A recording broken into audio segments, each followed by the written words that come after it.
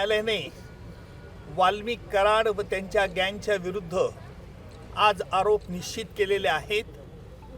दिनांक 9 डिसेंबर 2024 रोजी संतोष देशमुख यांचा कट करून संगनमताने आरोपींनी खून केला आणि त्याचप्रमाणे यातील काही पुरावा नष्ट करण्याचा प्रयत्न केला.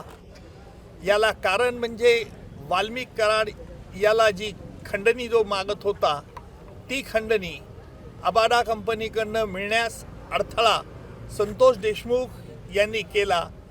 याकरिता त्यांचा खून करण्यात आला अशा रीतीचा सरकारतर्फे आम्ही आरोप प्रस्तावित केला. न्यायालयाने आरोप त्याप्रमाणे आज निश्चित केले. एकूण सगळ्या आरोपींच्या विरुद्ध आज निश्चित करून त्याची पुढील तारीख आता 8 जानेवारी ही तारीख ठेवलेली आहे.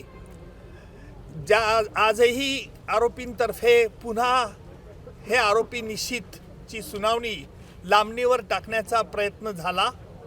आरोपींनी या खटल्यामध्ये आतापर्यंत जे D2 ऑपरेशन केलं, ज्याप्रमाणे पाकिस्तानतर्फे K2 operation, K for Kashmir आणि K फॉर खलिस्तान असं केलं जात होतं, त्याचप्रमाणे आरोपींनी देखील या खटल्यात वेळोवेळी वेगवेगळे हातखंडे वापरून D2 operation, D for delay आणि डिरेल, उशीर करणं आणि खटला उलथून टाकण्याचे प्रयत्न होते.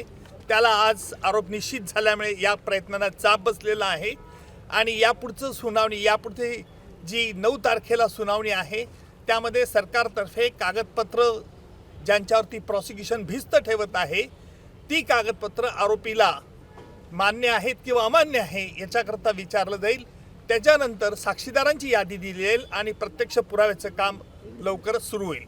आरोपींच्या वतीने वारंवार वकील बदलले जात होते, त्याबद्दल देखील आज कोर्टाने नाराजी व्यक्त केली. काय नेमकं? त्यालाच आम्ही आज आक्षेप घेतला की आरोपींतर्फे जे वेळोवेळी वकील बदलण्याचा त्यांना अधिकार आहे, नाही असं नाही आहे, परंतु वेगवेगळ्या 30 कारणं ही पुन्हा पुन्हा न्यायालयापुढे मांडण्यात येत होती. म्हणून आम्ही न्यायालयाला विनंती केली की न्यायालयाने यापूर्वी देखील त्यांच्या म्हणण्यावरती त्यांचं म्हणणं ऐकलेलं आहे, त्यामुळे न्यायालयाने यावरती निश्चित प्रकारचा आदेश द्यावा.